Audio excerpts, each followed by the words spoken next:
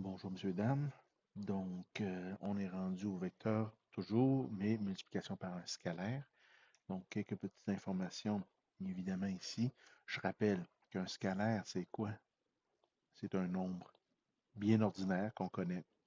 7, c'est un scalaire, moins 3, c'est un scalaire, ainsi de suite. Vecteur, ben, c'est un V.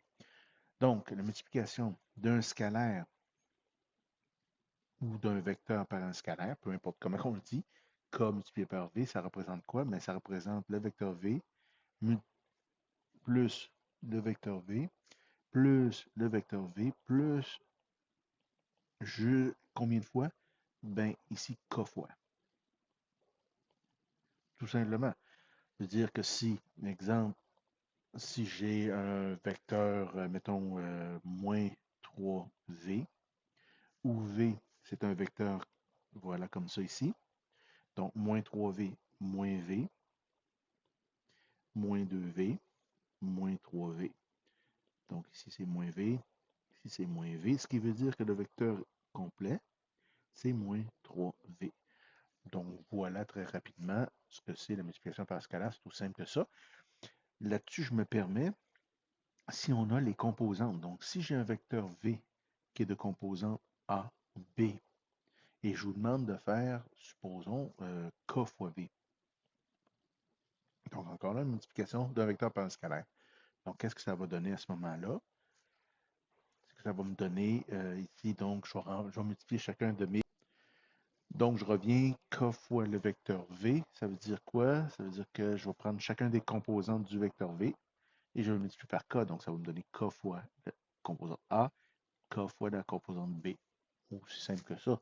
Ce qui veut dire que si j'ai le vecteur V qui est, mettons, 3 moins 5, et alors si je veux avoir le 2 fois V, ben, ça va me donner ici 2 fois 3 et 2 fois moins 5. Ce qui va me donner donc 6 moins 10. Si j'ai un autre exemple, supposons moins 4V, donc je vais avoir moins 4 multiplié par 3, moins 4 multiplié par moins 5, donc ça va me donner ici moins 12, 20. Et voilà tout simplement au niveau de la multiplication d'un scalaire par un vecteur. Quelques détails supplémentaires ici au niveau des propriétés, parce qu'il existe des propriétés pertinentes ici. On a la première propriété, c'est l'associativité, qui est dans le fond, si j'ai K1, K2, donc deux constantes multipliées par un vecteur V, ben, je peux faire tout simplement K1 multiplié par K2 multiplié par le vecteur. Donc, dans le fond, je peux appliquer un vecteur, une constante sur le vecteur et ensuite la deuxième constante sur le vecteur, tout simplement. Comme je pourrais faire tout simplement multiplier les deux constantes ensemble, puis ensuite multiplier par le vecteur, c'est l'équivalent.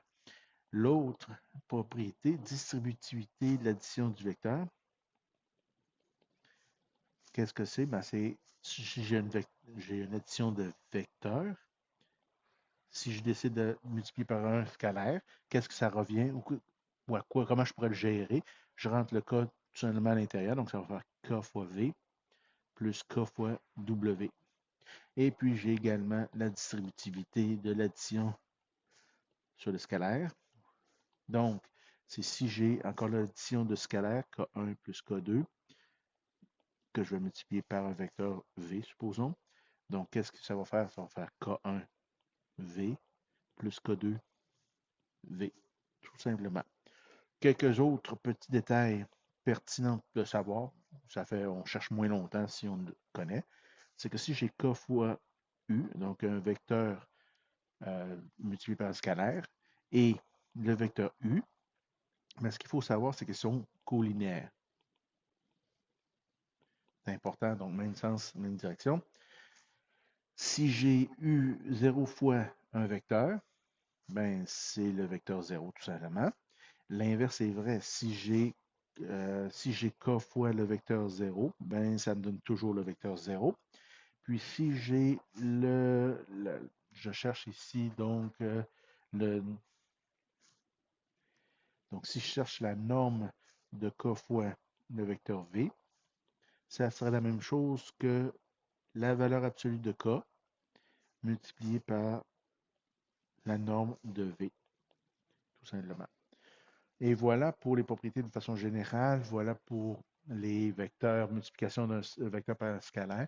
Ce qu'il faut peut-être préciser, c'est que si jamais j'ai un vecteur que je multiplie par un nombre négatif, donc à ce moment-là, l'orientation du vecteur, ben, c'est 180. Donc, il faut que j'enlève ou je soustrais 180 tout simplement de l'orientation de mon vecteur initial. Et voilà, je vous laisse là-dessus.